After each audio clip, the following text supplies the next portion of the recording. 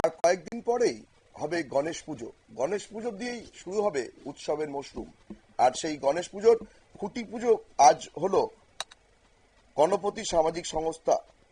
অন্যান্য বছরের মতো এবারও গণপতি সামাজিক সংস্থা গণেশ পুজোর প্রস্তুতি শুরু করে দিলেন আজ থেকে।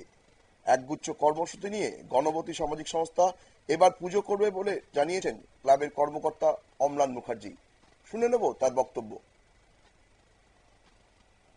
বছরের মতো গণপতি সামাজিক সংস্থা আমরা যারা প্রত্যেকটা সদস্য আছি, আমরা বিগত বছরের মতো এবারও আমরা এখানে পুজোটা করছি। কি কি কর্মসূচি রয়েছে? এখন দুস্থদের মধ্যে বস্ত্র বিতরণ থেকে শুরু করে সাধারণ মানুষের বিভিন্ন অনাথ আশ্রমে খাদ্য সামগ্রী বিতরণ থেকে শুরু করে বিভিন্ন সামাজিক কর্মকাণ্ড আমরা বিগত প্রত্যেক বছর চালিয়ে যাই। এবারও এটাই চলবে, এটার ব্যতিক্রম হবে। কতদিন থাকবে এবার আপনাদের পুজো? 26 তারিখ থেকে পুজো শুরু, 25 তারিখ থেকে পুজোর উদ্বোধন হচ্ছে, 31 তারিখ পর্যন্ত চলবে। উদ্বোধনী অনুষ্ঠানে রাজ্যের বিভিন্ন মঠ মন্দিরের যিনি সাধু সন্তরা আছেন তাদের করকমলের দ্বারা আমাদের পুজোর উদ্বোধনটা।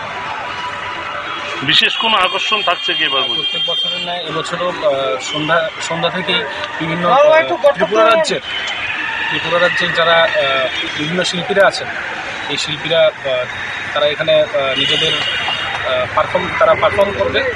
তো প্রত্যেকে, আমি আপনাদের মাধ্যমে প্রত্যেকে জানাতে চাইছি যে আপনারা প্রত্যেকে আসবেন, আমাদের পুজোয় ব্রতী হবেন, আমাদের পুজো দর্শন করতে আসবেন। আপনাদের কাছে এটাই আমাদের করজোড়ে আবেদন। বাজেট কত? বাজেটটা এটা এখনো ঠিক হয়নি। বাজেট কোনোবারই আমাদের ফিক্সড বাজেট থাকে না, এটা বছর বছর বাড়তেই থাকে। আমরা শুনে নিলাম পুজো কমিটি কর্মকর্তার বক্তব্য। তিনি জানালেন যে পুজোর দিনগুলোতে সাংস্কৃতিক অনুষ্ঠানেরও আয়োজন করা হয়েছে উদ্যোক্তাদের তরফ থেকে। নজর রাখবো পরবর্তী খবরের দিকে।